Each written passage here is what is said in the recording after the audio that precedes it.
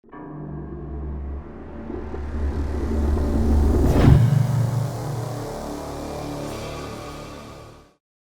welcome back to another video.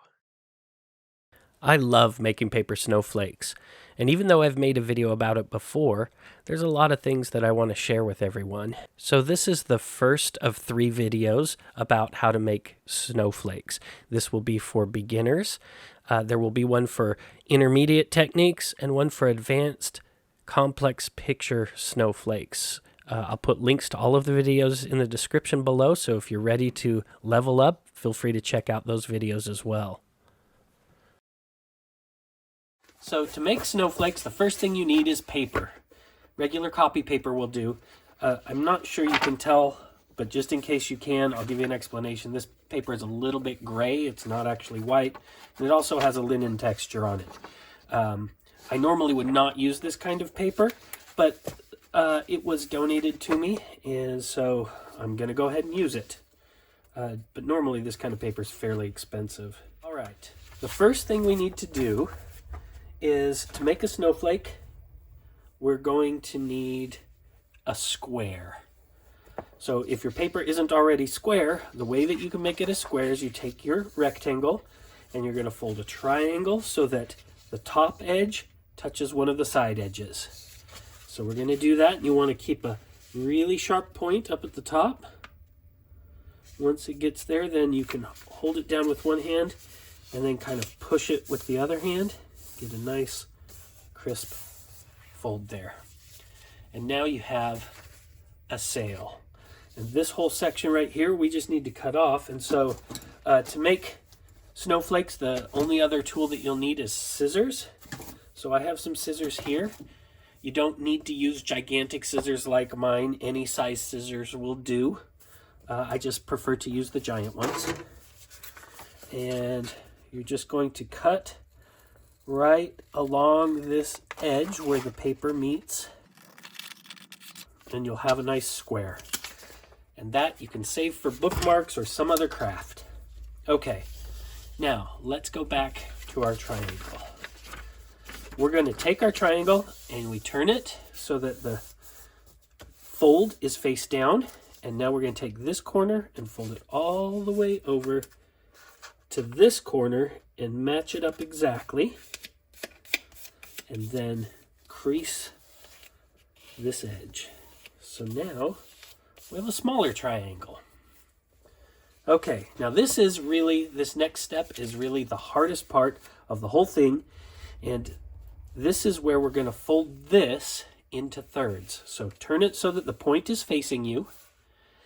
And then you're going to fold this over. I'm going to show you the idea first. So we're going to fold this over like this, and we'll fold this side over like this, and we'll get a shape like that. But folding it in thirds is really hard to do. So I'm going to show you a little tip. You can use a triangle to help you out. So here is a triangle tool. Here's another one. You might have some of these around. These are called 30, 60, 90 triangles because there's a 90 degree, a 30 degree, and a 60 degree triangle or angle.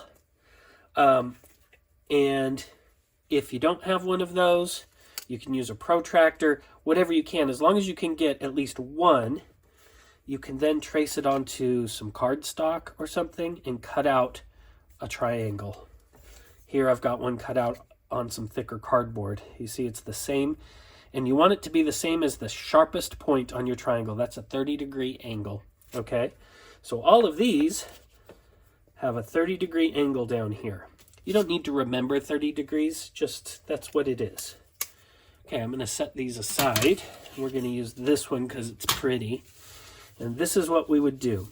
We take this, we take your triangle, and you line up one side with one side of your other triangle and make sure that the point is right at the point that's facing you. And then you grab a pencil or a pen, something, and you do a little bitty mark right there. Did I mark it? Okay, you put a mark right there on your paper. Now, we're going to take this edge and we're going to fold it over till it touches that point.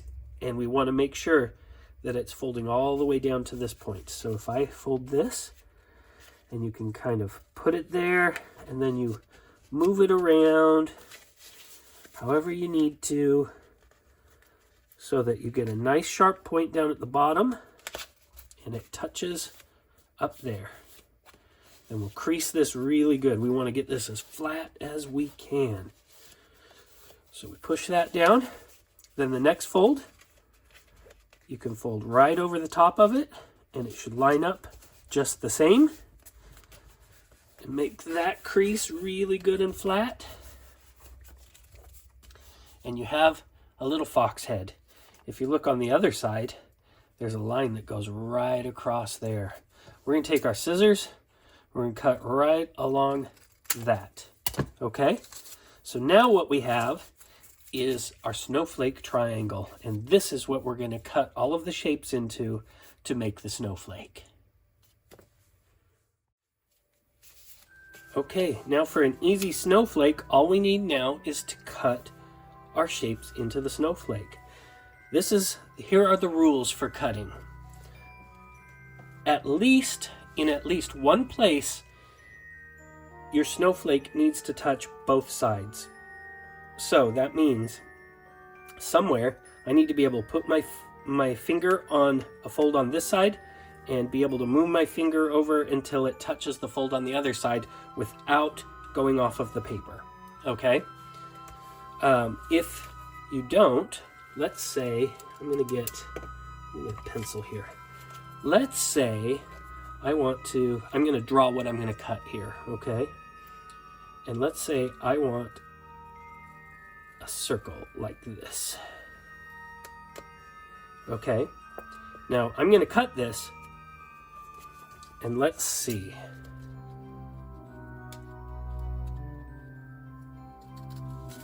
So we just take our scissors and carefully cut it out.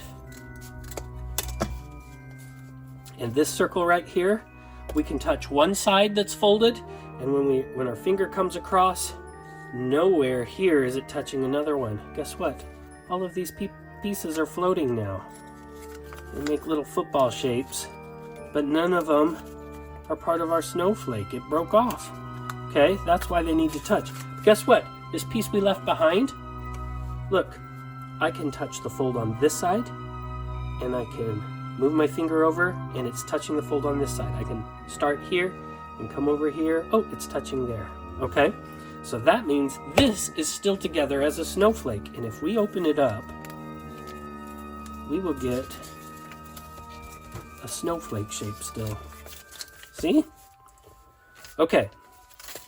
So that's the main rule in cutting a snowflake. Let's talk about what the parts of our snowflake are. If we're holding it like this, the sharp point down here, this is the middle of your snowflake. It's the center. So if you were to cut off part of the center like this, let's pretend we cut that off, that's going to give us a hole in the center of our snowflake. Okay? Now, snowflakes have 6 sides, and this is set up so that we could actually make a snowflake with 12 sides if we wanted. But if you want to make a 6-sided snowflake, you just need to pick one of these corners, either this one or this one, and make that your point, okay? Let's say we're going to make this the points of our snowflake. That means that this side needs to be shorter than that side. So we're going to want to do a cut that cuts it somewhere down lower here. I'll show you. Let's say we just want to do a cut like this. We're just going to do something easy, curved out like that, okay? So let's cut this and see what it looks like. And you know what? I'm going to cut the middle one off too, since we talked about that. So this is what our snowflake looks like. Doesn't look much like a snowflake, but if we open it up and just keep folding it, keep unfolding it, and there's our snowflake, and it has 1, 2, 3, 4, 5, 6 points. And look, a star in the middle. Okay? Now, I'm going to fold this back up, and you can do this too if you can keep track. But now we can cut more designs. Let's say we want to do a design out of the middle. I'm going to use the little scissors to do this. We can cut triangles. As long as we don't cut all the way across, we can cut some triangles like this. And pull that out and throw those away. Let's cut one down like this. And then like this. And I know this paper's so thick when it's folded like this, it can be hard to cut, but if you go slow, take your time, you can get through it. So we made some cuts on this side, along this edge, and we made this cut along this edge, but we can make more cuts here as long as there's always at least one place where it touches. So I'm gonna do, we'll do a cut like this. And see, I'm not drawing all of these. That's what's fun about this, is you can just cut whichever way feels right, as long as you follow the rule that you can touch one side that's folded and your fingers can trace to any place else where it's touching. Okay, so we added those. Let's open it up. Now we have fancy little shapes in it. Okay, that's all it takes to make an easy snowflake. And I've got 3 more examples here for you to see. I'm going to show them super speed, but you can see the kinds of shapes that I'm cutting out. And in each of these, I'm not planning anything ahead. I'm just cutting as I go. And feel free to just hang out with me here for the next minute while I make these.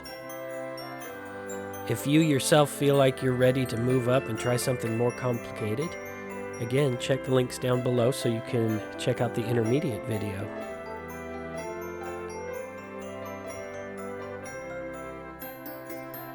And as always, don't be bored.